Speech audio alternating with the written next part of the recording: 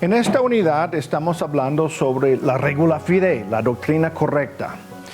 Y en la última conferencia hablamos sobre la manera que la iglesia primitiva trataba de identificar quiénes son las personas que han guardado y las personas que están enseñando la verdadera fe. Entonces comentamos que en la iglesia primitiva habían 3 pruebas. Número 1, quiénes son las personas o quiénes son los grupos que han mantenido relación con la iglesia, es decir, quiénes son las personas que no se han separado de la comunidad de la fe. Número 2, quiénes son los grupos que siempre han respetado el papel del obispo. Y número 3, quiénes son los grupos que pueden demostrar un linaje apostólico. Ahora, en la última conferencia hablamos sobre la primera prueba y ahora vamos a hablar sobre la segunda y la tercera prueba. Entonces, prueba número 2. ¿Quiénes son los grupos que siempre han respetado el papel del obispo? Ahora vamos a conversar con un teólogo, con un líder en la iglesia que se llama Ignacio de Antioquía. Ignacio nació en Siria en el año 35 y él llegó a ser el tercer obispo de la iglesia en Antioquía, una de las iglesias más importantes del mundo.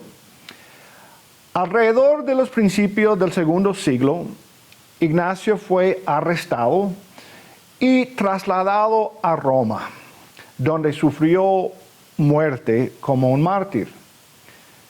En camino de Antioquía a Roma, Ignacio escribió una serie de cartas a diversas iglesias en la región.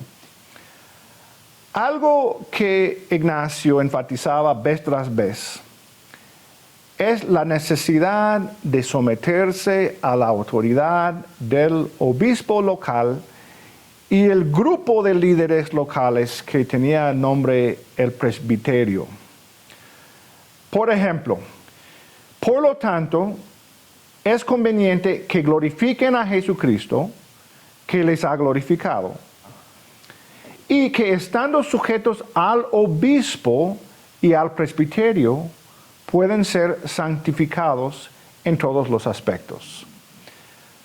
En otro capítulo del mismo libro, él escribe: es evidente, por tanto, que debemos mirar al obispo de la misma manera que miramos al Señor mismo, como el que se presenta delante del Señor. Los que no están en relación con el obispo, no están en relación con Cristo. Pero aquí también vemos que hay un problema, porque en aquel tiempo cualquier persona podría nombrarse obispo. Y en diferentes momentos de la historia han habido ocasiones donde 2 o 3 personas reclamaban ser el obispo legítimo de la misma ciudad. Entonces, Ignacio está diciendo que hay que sujetarse al obispo, pero ¿cómo podemos estar seguros que estoy siguiendo el obispo legítimo o el obispo correcto? Por ejemplo, en el segundo siglo, el tercer siglo, los marcionistas también tenían sus obispos. Otros grupos también tenían personas con el título obispo. Entonces, ¿cómo se puede identificar quiénes son los obispos legítimos y quiénes son las personas al frente de las iglesias legítimas? Entonces, aquí entra la tercera prueba. Y esta prueba se trata de quiénes son los grupos que pueden demostrar un linaje apostólico. Ahora, aquí vamos a hablar sobre la idea de sucesión apostólica. Y esta idea de sucesión apostólica se asemeja a lo que es el concepto moderno de lo que decimos en inglés pedigree o la genealogía. Por ejemplo, hace unos años yo compré un perro y yo quería tener la certeza que mi perro era de raza pura. Entonces, ahí en los Estados Unidos, las personas tienen certificados, que es prácticamente como un certificado de nacimiento, y este certificado presenta lo que es el linaje de la madre, el linaje del padre, y así en esta forma podemos comprobar que un perro es de raza pura. En la misma manera, la autenticidad de un obispo dependía de la legitimidad de la persona que lo habría nombrado. O sea que en cierta forma la legitimidad de un obispo depende de su parentela espiritual. Ignacio fue el tercer obispo de Antioquía. Él había sido nombrado por el obispo Evodio, y Evodio había sido nombrado por el apóstol Pedro. Así que Ignacio era el obispo legítimo porque él podía demostrar un linaje que empezó con el apóstol Pedro. Y en esta manera Ignacio también podría transmitir su legitimidad a sus sucesores.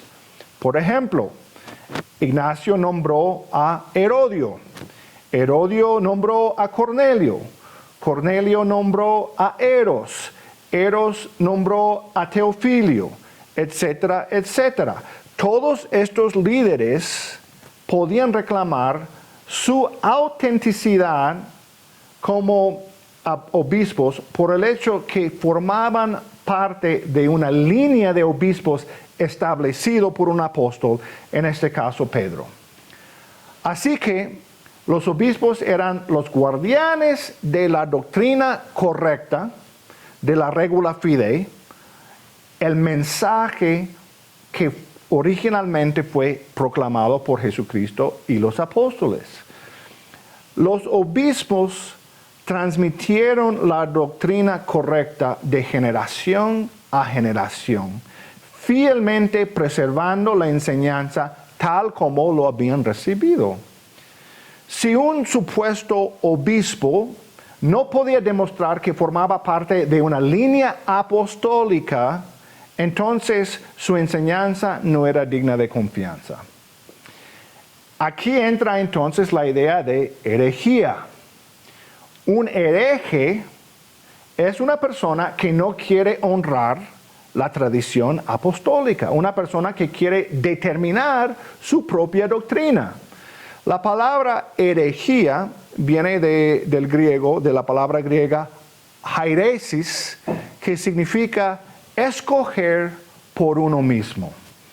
Entonces, las personas que querían escoger por ellos mismos eran los herejes, y las personas que honraban la tradición apostólica eran las personas que formaban parte de la iglesia verdadera.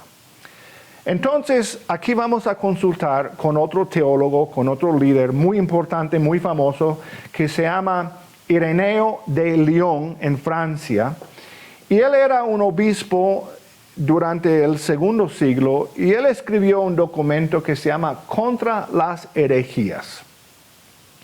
Y aquí escribe Ireneo, dice: el verdadero conocimiento se basa en la enseñanza de los apóstoles, en la antigua constitución de la iglesia en todo el mundo, y en el carácter único del cuerpo de Cristo, según las sucesiones de los obispos. En esta manera, la iglesia que existe en todo el mundo se transmite de generación en generación, y así ha llegado a nosotros. Esta iglesia ha sido guardada y preservada sin falsificación alguna de las Escrituras por un sistema de enseñanza muy completo. No ha permitido ninguna adición ni limitación en cuanto a la verdad en la cual ella cree. Este conocimiento se basa en el estudio de la palabra de Dios sin falsificación y con una enseñanza fiel y diligente en armonía con todas las Escrituras. En resumen, en los primeros siglos, habían varios grupos que se identificaban como cristianos y ellos tenían una gran variedad de doctrinas y enseñanzas. Para poder determinar quiénes formaban parte de la iglesia verdadera y quiénes mantenían la doctrina correcta, la iglesia aplicaba 3 pruebas. Número 1, ¿quiénes son los grupos que han mantenido relación con la iglesia? Es decir, ¿quiénes son las personas que no se han apartado de la comunidad histórica? Número 2, ¿quiénes son los grupos que siempre han respetado el papel del obispo? Y finalmente, ¿quiénes son los grupos que pueden demostrar un linaje apostólico? Ahora, para concluir esta conferencia, quisiera compartir un comentario personal. Me imagino que para muchos entre ustedes, mis estudiantes, todo este hablar de los obispos y la sucesión apostólica parece muy católico. Tal vez algunos están un poco sospechosos del profesor. Ahora, yo quiero asegurarles que yo no tengo ninguna intención personal ni ninguna intención denominacional. En la época que estamos estudiando, los líderes cristianos hacían lo que tenían que hacer para guardar la fe verdadera y para combatir la enseñanza falsa. El resultado fue una iglesia organizada bajo un sistema episcopal, es decir, un sistema que enfatizaba el rol de los obispos como guardianes de la fe. Mi sentir personal es que el sistema episcopal fue algo necesario en aquel tiempo debido a los desafíos que la iglesia enfrentaba. Si el sistema episcopal sigue siendo lo ideal para la iglesia cristiana, ahí no voy a comentar. Lo que yo quiero enfatizar es este punto. Para todos nosotros que nos identificamos como cristianos, estas materias hablan de nuestra historia común. Tal vez tú estás de acuerdo con lo que nuestros antepasados hacían, tal vez no estás de acuerdo, pero antes de juzgarlos quiero que tomes en cuenta una cosa muy importante. Cuando nosotros estudiamos la historia, tenemos que tener mucho cuidado de no imponer nuestros criterios modernos sobre las personas y los eventos del pasado. En las primeras conferencias de este curso hablamos sobre la gran importancia del entorno. Puede ser que una decisión o una práctica que no sería de beneficio en mi entorno actual, podría ser de beneficio en otro entorno cultural o otro entorno histórico. Así que nuestro objetivo en este curso no es de determinar si nuestros antepasados cristianos hacían bien o hacían mal.